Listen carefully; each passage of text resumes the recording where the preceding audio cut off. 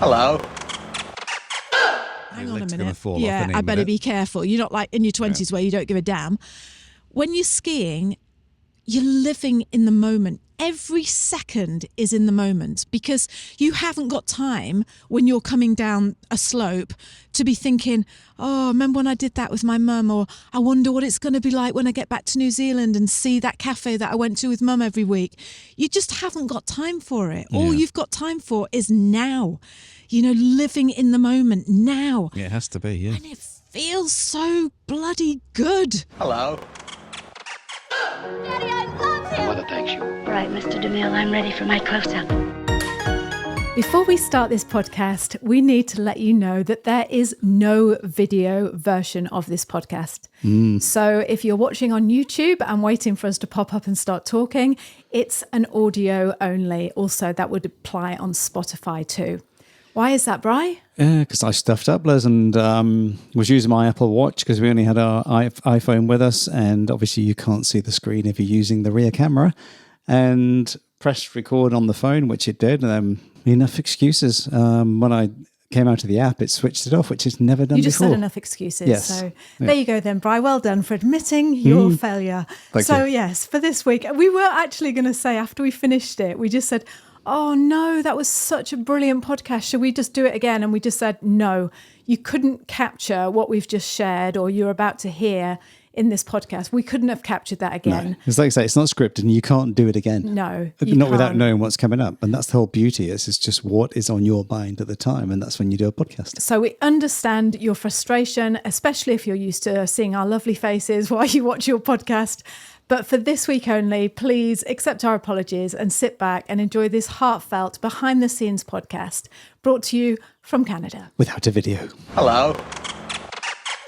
Hello and welcome to It's a Drama podcast. I'm Liz. And I'm Brian.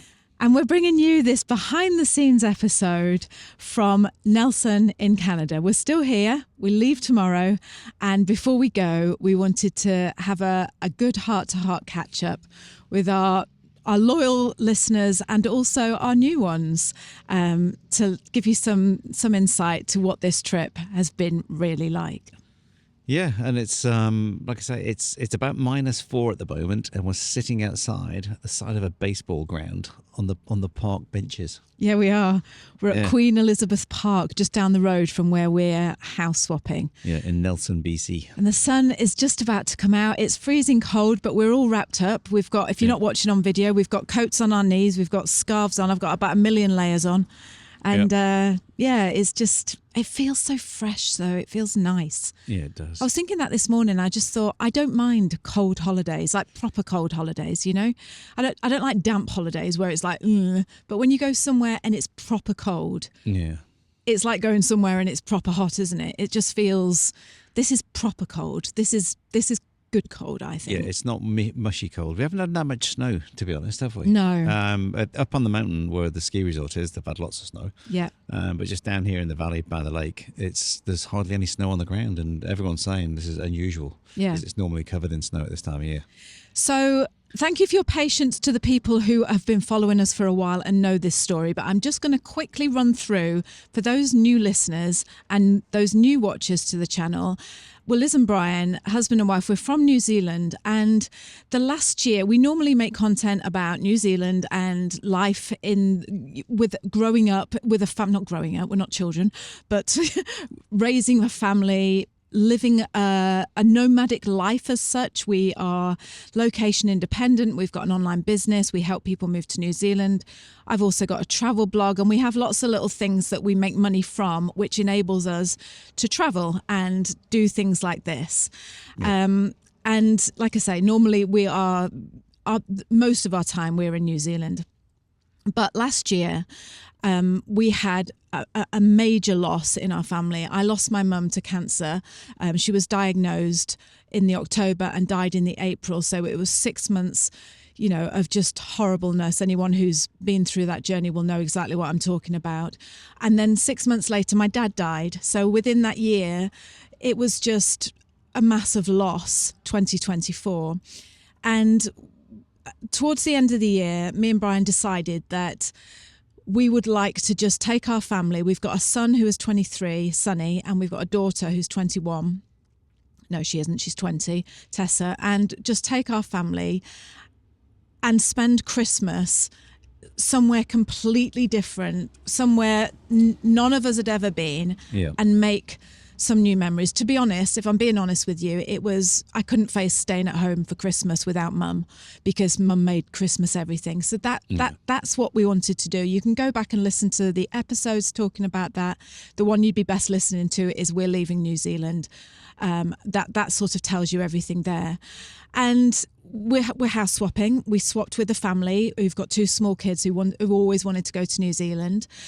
And we just booked our flights. We paid for ski passes and ski lifts. We bought skis secondhand, and we've just come over here for a month to Canada, and to escape, Yeah, but that's going back to that the triggering things of at home. Oh, we would have been doing this time of year. We would have been doing that. Mum would have been doing this and that, and that's what we wanted to get away from, wasn't it? Really, that's what you're trying to say. Yeah. And has it worked? Do you know, Brian, you always say that. You say you're trying to say that, Liz. And I always feel like I haven't said it properly. No, do you know what? It's you because... You need to change your language. No, it's not a case of like trying. I suppose that's what I'm picking out, because we don't script this and we have a rough idea what we're going to talk about. And all you've done is talk for the last 2 or 3 minutes. But every time I talk, you say what Liz is trying to say, as if I'm like, I don't know what I'm saying. And sometimes I drift away and I'm looking around this park and I'm going like, yes, but it's just like I wanted you to get to the point where it's like, okay. I thought I did a pretty good job at that. You did a very, very good job. It's just me that started to drift. Right, okay. Well, what Brian is trying to say is he's a drifter. And he doesn't listen to anything I say. And he comes in right at the last minute and goes, oh, Christ, what was she saying? Oh, about her mum. Yeah. Oh, anyway, what Liz is trying to say is her mum died and we're in Canada. There we go. So, and we just wanted to give you a behind the scenes, because while we've been in Canada, and it has been, well, we'll tell you in a minute what it's been like. Yeah. But while we've been here, we've done a couple of videos and a couple of podcasts. But we didn't, we talked about how wonderful Canada was and just how it felt. But we felt like we owe you this, because you have been on this journey with us throughout. Yeah. And it wouldn't be fair of us just to go, oh yes, British Columbia is lovely and we're all having a lovely time. Come on, let's you're our friends, and we wanted to share this with you. So has it worked? When you say worked, what do you mean has it worked? What do you think, what do you mean about that? All right, was it the right thing to do? 100%. There we go. 100,000,000%. Yeah. It was the right. Do you think it was the right thing to do? Yeah, definitely 100%. Yeah, yes. I mean, I've got a few things that I wanted to talk about, after what we're talking about. No, go on, say it now. Oh no, it's not. It's about what we were worried about when we came away. Like skiing and stuff like that. Yeah. This is. I'm just going to get straight to the point. Which I'm not very good at. Liz tries to get straight to the point, but Liz is trying to say this right now. Liz is trying to get straight to the point, but Liz is failing. But what I'm trying to say is, I was hoping that by coming to Canada, there'd be nothing to, and this sounds really horrible, but it's the truth. There'd be nothing to remind me of Mum, nothing that we ever did together. She's never been to Canada. So I could just almost like go, forget. I can just forget. I can just forget about it. And I feel guilty saying that, because you don't ever want to say that you want to forget about the people you love, especially not your mum and dad. But I'm being honest. It was like last year has been exhausting. I haven't, if I'm honest, I haven't coped well with losing Mum. I'm still very, very, it still feels very raw and emotional. And I just wanted to be with my family. I just wanted to be back to us, back to me and you and Sonny and Tess. And just like it was before. Yeah. But obviously without your mum. Yeah. And again, if you're listening to this, you're going to think, and you've lost someone, you'll know what I mean, because you almost don't want to say, oh yeah, I didn't cry today, or I'm happy, because it's like, well, how can you be? But you know what I mean. I don't think I need to explain it any further than that. No, but I think, again, you can add, it's not just been you, it's been all of us that have gone through it. And Sonny and Tessa both went through this as well, didn't they? Like, they were very close to your mum. And so it's taken a toll on them as well. Absolutely. And as much as they think it hasn't, you can see it has, because we've not been there for them and everything else that goes with it, and that's another reason why we came away. It wasn't just because, it's just you. No, it's absolutely for all not. of us. No, It has worked wonders. Yeah. It really has. But I just wanted to share with you something that happened last week. So Brian's brother came over from Florida and his wife to see us, which was absolutely lovely. They stayed for 5 days. There was a few dramas while they were here. Just a few. And we'll share that on another podcast because now's not the time. But while we were there, Dave took us all to a salt cave. So here in Nelson, there's this... It's called the Salt Cave, and you go in Himalayan salt cave. You know that pink Himalayan salt that's supposed to be really good for you. And all it said was it's a cave where you go in and they grind the salt up and blast it out of a vent. Is it? Yeah, there's a little tiny. God, stop rubbing your nose. It's freezing cold, and it's like you're starting to get a sniffy Don't be nose. like one of those old men that have dribbles of snot coming down from the nose. Well, we've had a podcast for that before. We have actually. It's not a new thing. No, it's nothing new. And what were we saying? The pink Himalayan salt room. Yes. What is it? What's good about it? Did you say? No, are you even listening to what I'm saying? No. Are you really not? I am, but I'm too worried about me drippy nose.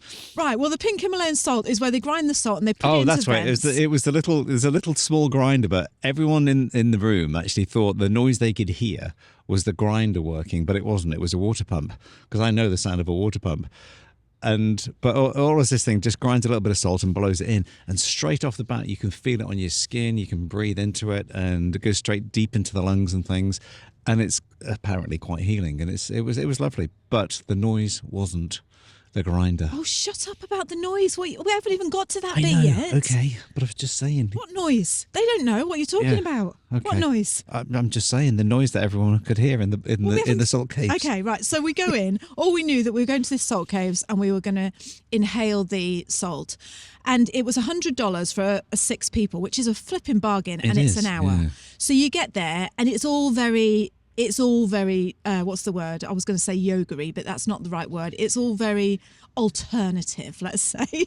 You go in, and I must admit, we bundled in our ski coats, and it was a weird thing for Dave to book, because it's not the sort of thing you book for your family. It's almost like a husband and wife, like a partner thing. Yeah, but it was a group booking as such, wasn't it? But like you say, you'd want that whole place to yourself, and you just would. be you. And I felt a bit out of place, because even though I am quite yoga-y and alternative, because I do like aromatherapy oils, and I felt like, we walked in and everyone was like top knot, like bare feet, baggy khaki pants, like, welcome, welcome to the Himalayan salt. And there's the kids just like I say, just looking like they've just rolled off the ski plastic slopes. ski boots on. Yeah.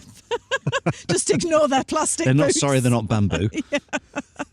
But anyway, it was just gorgeous. The lady who owned it, or was working there, I'm only joking about the altar. It was a bit like that, but it was just. She said, "Take your shoes off." It made me laugh because Dave. Did you hear Dave? He said, "I'm not taking my socks off." Yeah, well, it was a bit chilly. Well, no, he said he didn't want anyone to see his feet because he had really ugly feet. Did you know what he said? Oh no, yeah, he lost his toenails when he was young. Oh, is that what he? He lost his 2 big toenails. Laugh. Yeah, I know. Is that why he didn't want to take his socks? Take his Oh, yeah. I thought he didn't want. Oh, okay. So he said, "I don't want anyone seeing my feet," but the lady said, "No, you must take your socks off." Yeah. So we all took our socks off, and we go into this cave, and I'm not joking. It was just gorgeous. It was dark, apart from that, these little LED purple lights up on the ceiling, supposed to be stars, and it was filled deep with pink Himalayan salt. Wasn't it? Yeah, so it's like on a beach. Imagine a beach. Yeah. But the salt crystals are quite big ones as well. Like, they're not. It's not fine powdery salt, is it? Like, No. But salt's everywhere. It goes all over your clothes. And it's all everything, like meditation music, like just so beautiful, so relaxing. We love that stuff from our Thailand podcast, because we told you about that. And there was all blankets on the floor and pillows and a couple of chairs, loungers if you wanted to lay in a lounger. And it was just so peaceful and so beautiful. Yeah. And like I say, dark, so we went in there and everyone lay down. It was a really special moment. It was wasn't nice because they've got a salt brick. So imagine the house bricks and obviously salt is quite transparent, because so they've made a whole wall of it with an archway behind it with a light behind it. It looked gorgeous. It was lovely. It had a big gong in the where we went. Because they do sound meditation in there as well, don't they? Yeah. And I got told off for banging the gong. Yeah, you did get told off for banging the gong because the gong wasn't included in the salt thing. But so we went in, we lay down, and after a few, oh, this is a bit weird, a bit embarrassed giggles as you would with your family. Everyone settled down, and she just said, just lay down and breathe in the air and let it cleanse you. And we did. But what I was going to say is while I was there and I lay down, and this is the first time in the whole month that we've been here that I've had time to just be on my own and reflect. Like apart meditate, you mean? Just be quiet. Right. Every other bit of the day has been taken up. It's been filled up. Every single bit of the day. Yeah. Normally I go for a walk on the beach on my own or do meditation or, whatever. But that was the first time in the whole month that I lay down, no one was talking to me, this beautiful meditation music was on, and my mind was just open. Yeah. And I said to Bri when we came back, within the first 2 minutes, I'm sorry if my hand's shaking, I'm freezing. Within the first 2 minutes, my mind just started to relax. And it was almost like a film playing in my head where I could see my mum in her garden reaching up to the lemon tree, because we always used to go to her lemon tree together and she'd pick me lemons. Oh, take these lemons, Lizzie, put them in your gin and tonic, whatever, make a lemon cake. And it was like watching a film. And these tears started rolling down my face. I was laying on this blanket and everyone else was there and they all had their eyes closed. And I could just see my mum and I just could see this film of picking the lemons, and I started to cry, and it was just like not sob, but my tears started to roll down my face. And because we were in company, because I knew that I didn't want to lay there, like this, I just had to say to myself, Liz, change the scene, change the image that you're thinking. And when we came out, and I did, I just started thinking about other things, and I just said to myself, not now, Mum, I don't want to do that now. And when we came back that night and me and you were on the deck talking about it on our own, here's what we came to, here's the conclusion we came to is, how do I say this? It's not always good's the wrong word. It's not always helpful to be alone with your mind and your, just that whole space when you're exhausted about something and you don't want to go there because it makes you feel really sad. I suppose what I'm trying to say, and I'll say that now, what I'm trying to say is on this holiday, skiing every day and having breakfast with the family and laughing and coming back and doing après ski and going to bars and getting takeaway pizzas and watching The Hobbit and watching Lord of the Rings together as a family.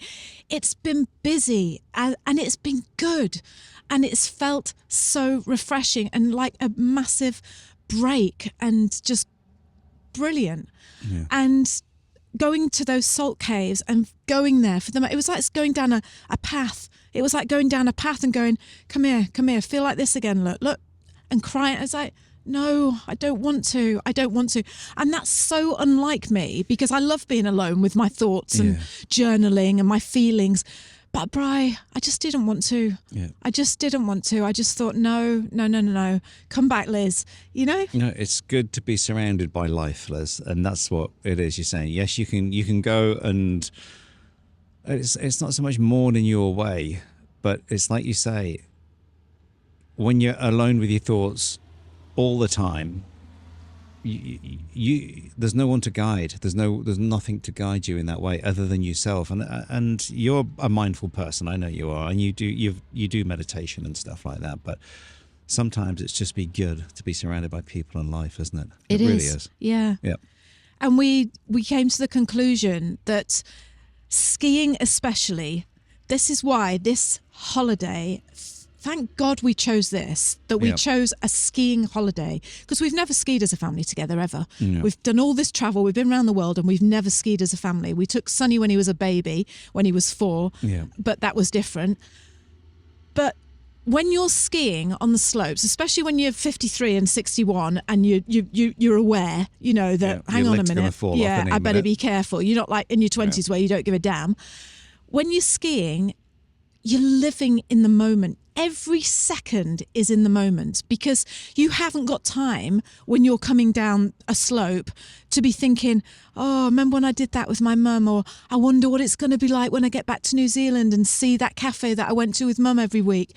You just haven't got time for it. All you've got time for is now, living in the moment now. Yeah, it has to be, yeah. And it feels so bloody good.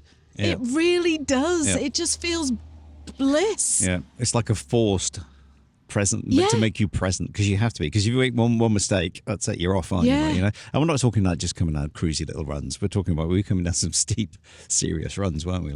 I'm talking about cruisy runs because I'm not that great a skier, and I'm always aware. It's amazing how you've progressed just in the 4 weeks of this. Yeah. So I think that's what we wanted to share with you today, is because I know people have reached out to me and said, I hope your trip was worked.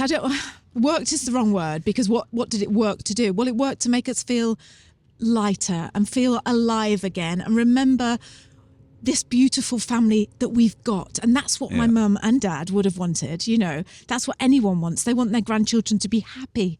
They want their son-in-law to be happy and feel light, and their daughter to feel alive. And that's what this has done. It's been fantastic. The togetherness, has been amazing. Oh, the bin truck's coming up. The bin truck? No, it's a power pole truck. And so maybe I'll just wait for this power pole truck to go past because it'll be a bit noisy. Yeah, there we go.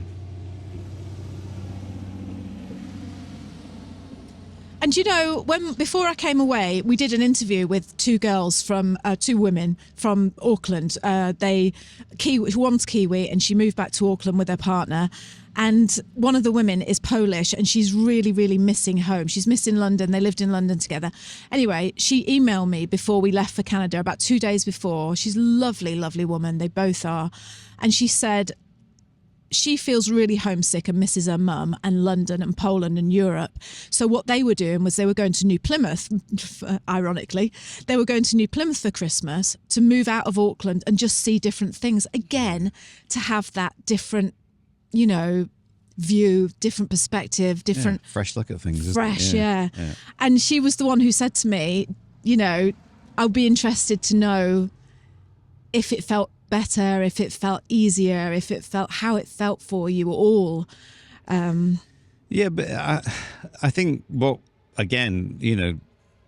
I look at it as when you do things like that, when you do go away, because we all get into that routine where, you get up in the morning, you drink your glass of water, you walk into the bathroom, you clean your teeth, you're on autopilot all the time.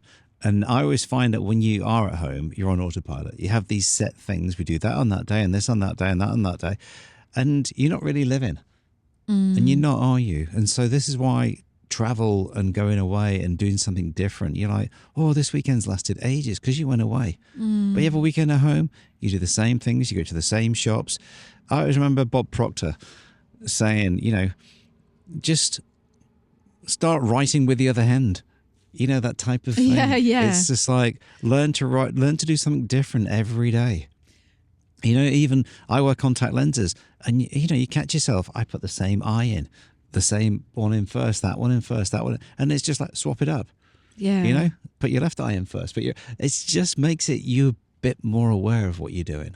That's a really good point. Those things, isn't it? Because I was just going to say, people who are grieving or losing or sad or going through things in their life, it's all right to say, oh yeah, why didn't you go to Canada? And we're not, we're aware of that we're in a very, very lucky position that we've been able to do this at this time in our life. And I'm glad you said that, because how can people who can't just go away, who have got jobs, like how can they go like, like when a film goes, but that's how it feels, that you want a break. Yeah. You just want to just feel light again instead of this heavy. And I'm glad you said that, because that's a good way to do it, isn't it? But it is, because sometimes you can drive where you live and you can't remember the last 2 minutes that you're on autopilot again. You know, the car's not driving for you. You're actually driving, but you're not aware that you've just driven that stretch of road. No. Because you're too bothered about other things going on in your mind and this, that, and the other. And it's just, that's what coming away to me feels like. You know, it's just, oh, look at that new hill, look at that, look at this, look at that. You know, you can find those things at home, but it's not, you know, we're all on autopilot, a lot of us anyway. Yeah. You know, the big thing as well that helps, especially being here in Canada, I'm looking out now and I can just see hills and mountains and trees and snow and sky. And the big thing that helps, and we've always said this, haven't we, right from the start, is being in nature. Just get outside if you can. Just be outside and just let that space encompass you. Let it do what it's supposed to do. That's what it's there for. Nature is there for a reason, and it's there to bring you back and bring you down into it. You know, just connect with it, because that's the other thing. Exactly like you just said, we get into this routine, this rut. I was thinking that this morning. I was thinking, how can I keep this feeling when we go home? Because when we go home, and don't get me wrong, we've got a lovely life, but we've got we've got to get a video out by then. We've got to check that by then. We've got to connect with them then. We've got to do that then. We've got to go shopping and then. We've got to put the bins out then. We've got to and you just do it automatically, and that don't just you? becomes the routine. Yeah. And routine's good to have for some people. Because that's what they know they need to know what they're doing. But realistically, just change it up a little bit. Yeah. Yeah. You know, and it is just about changing up. That's, How are you feeling, Bri? Do you know, I'm feeling good. I've felt when I first came away, because just the build-up of pressure coming away, of getting the house ready, this, that, and the other. And with everything, what was going on, you know, we'd only been back 3 weeks from England, from your dad's funeral and stuff, and we were heading out, weren't we? And so there was a lot to cram into that time and just get content ready, so we didn't have to be doing work like this all the time when you were away. And I felt when I came away, it was like the first 2 weeks, I felt like there was a blanket on my head a little bit. Did you? Just couldn't really, just because I'd relaxed and let go a little bit. That's why, in a nice way, but I didn't feel very present. Although I was appreciative of where I was and the time and stuff, and time had slowed down. It wasn't that. I just didn't have that clarity of mind. I think, that's all I can say. And I was wanting to be more clear, but then I just kept saying to myself, do you know what? Just let it be. Just let it be. Don't try and force it, and don't try and make it more than what it is, and just be aware that that's how you're feeling, and just appreciate it still, you know.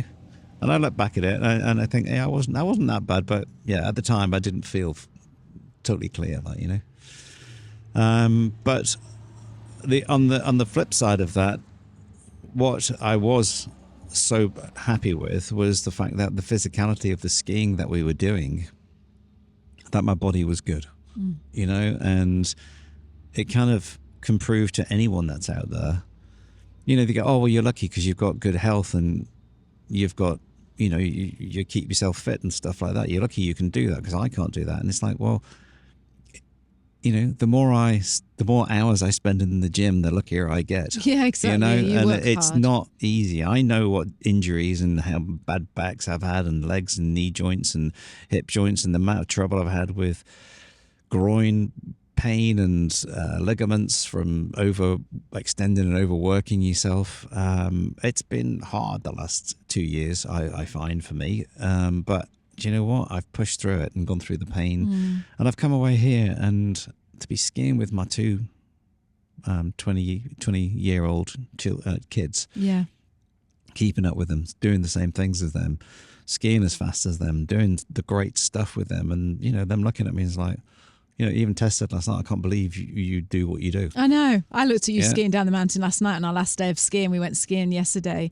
And I just looked at you. Brian did this amazing video. He came down and videoed us all skiing down the slopes.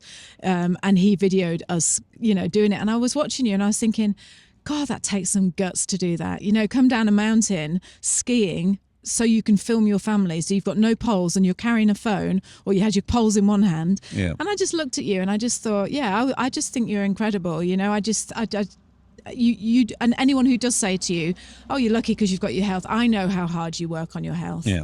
And not only that, you continue to learn new things about, you know, longevity and just how your mind and your body works. You always have, and it pays off, doesn't it? No, it does. And, you know, and I understand there's people with illnesses and stuff like that. But do you know what? If you can just do it yourself tomorrow or even today, just start one little thing. Just start and think, do you know what? I'm going to do this. It's amazing what your body can do. It really is, you know? It just is. And you go, oh, I'm on all these medications, then you know what? Go to the source of why you're on them.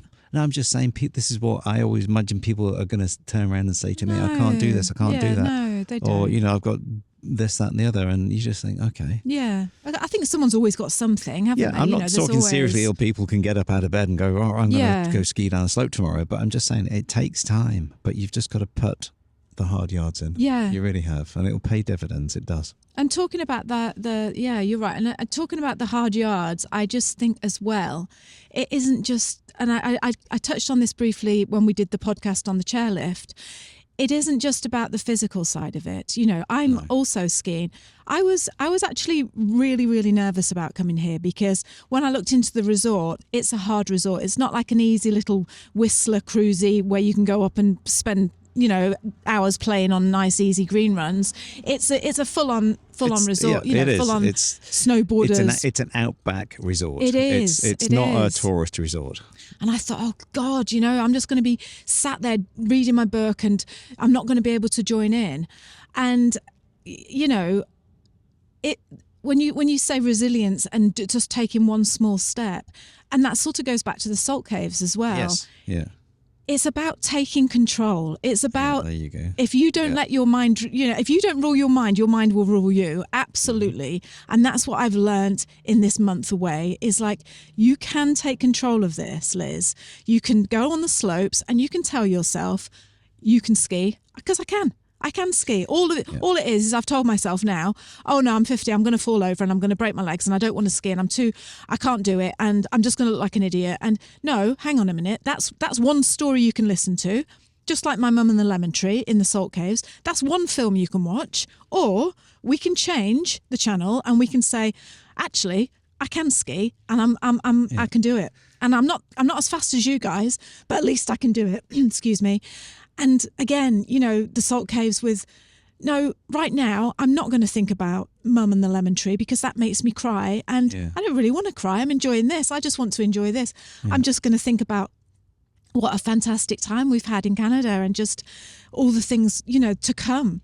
And so, yeah, I hope that helps, you know, because it isn't just about the physical side. In fact, I personally know for a fact the mental side is far more powerful than, I know they both go hand in hand, but for me, it's the mind that I have to conquer. Yeah. It's the mind that I have to keep well oiled and well trained and exercised, because otherwise I feel like I could quite easily just go down a very, very slippery slope and not come back. You know, just that feeling of like, you know.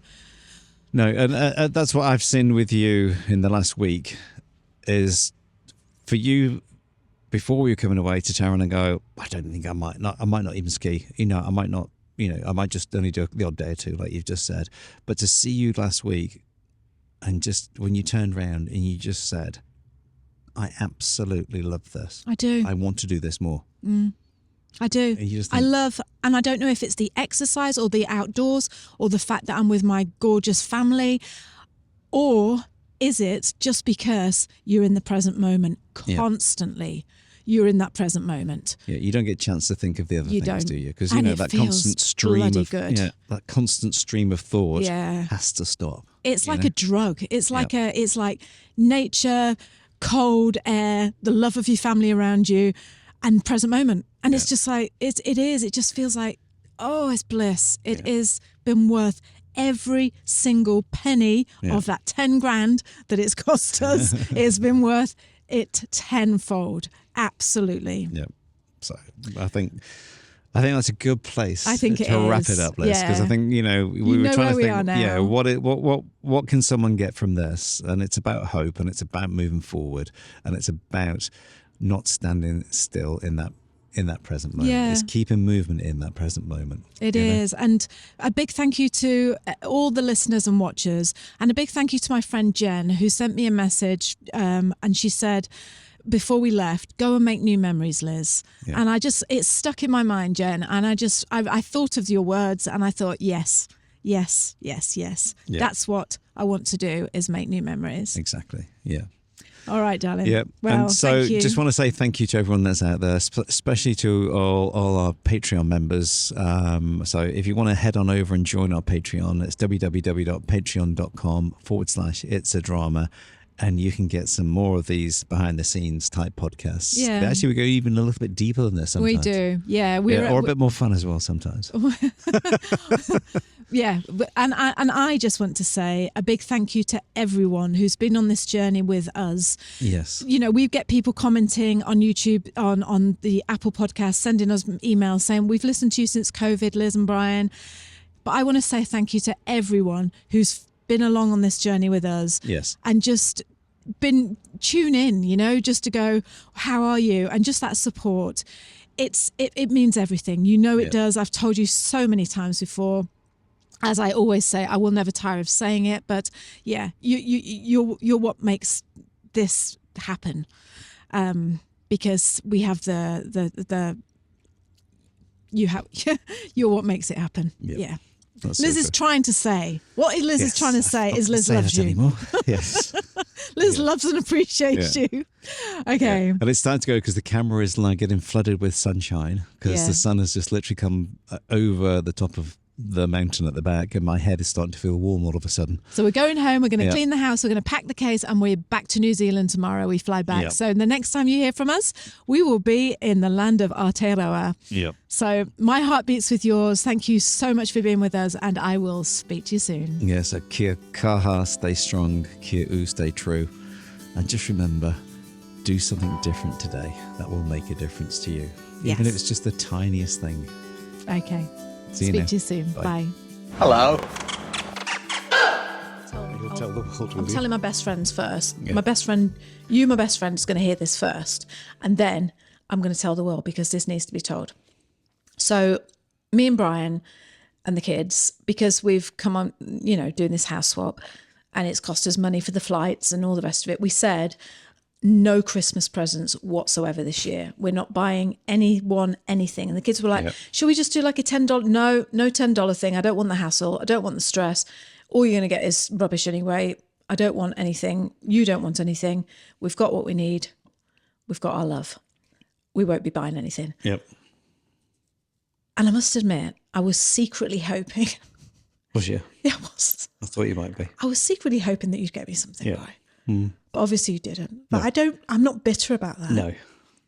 Because I know you're not bitter, but I think it's best that we didn't, because you then would have felt guilty. Unless you've got me something secret that you're going to give me now. No, I didn't. Right. But it's the first time in my life, 53 years, that I have never had a small gift or a present, right?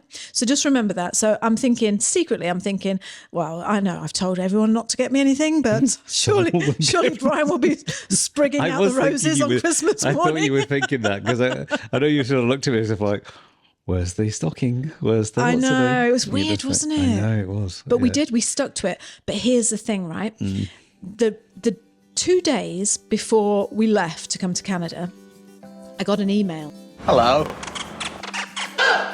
You have been listening to our behind the scenes podcast that we are releasing over on Patreon.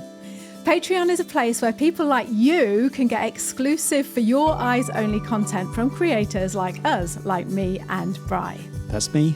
So if you'd like to join us on Patreon, head on over to www.patreon.com/it'sadrama and you can join in with this wonderful community. If you'd like to read my words over on Patreon, I'm in the process of writing a second book. It's a heartfelt warts and all memoir sharing our decision to move to New Zealand 15 years ago.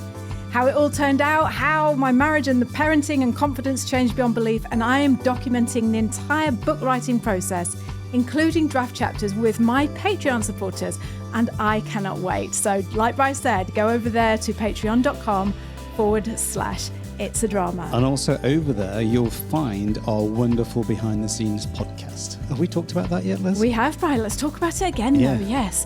We are sharing twice monthly extra long secret episodes called Behind the Drama Podcast. It is a fabulous member-only podcast where Brian and I take you deeper into the more personal stories about life as a married entrepreneurial couple. A couple who juggle travel, family, business, mental health and marriage. A couple who have 2 young adult kids that still live at home, but that's okay because they don't mind. Honest. If you are of a certain age who dreams of throwing conventional life into the air and swapping it for optimism, an adventure and a ton of much needed knicker-wetting humour, then this podcast is for you. So to join us on Patreon, head on over patreon.com/It's a Drama. Come and be a member of our community over there. We would love to have you. See you soon. See you on the other side. Hello. I've got some questions for you, young Dr. Man. There we go. Right. Right, first fire of all, away. tell me why you went on testosterone. Well, it started off about 2.5 years ago, and Just floppy? yeah, all over the place. God, see, that's it. I just knew that's what you were thinking.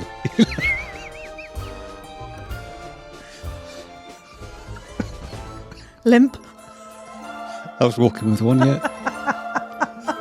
Walking with a bigger limp now.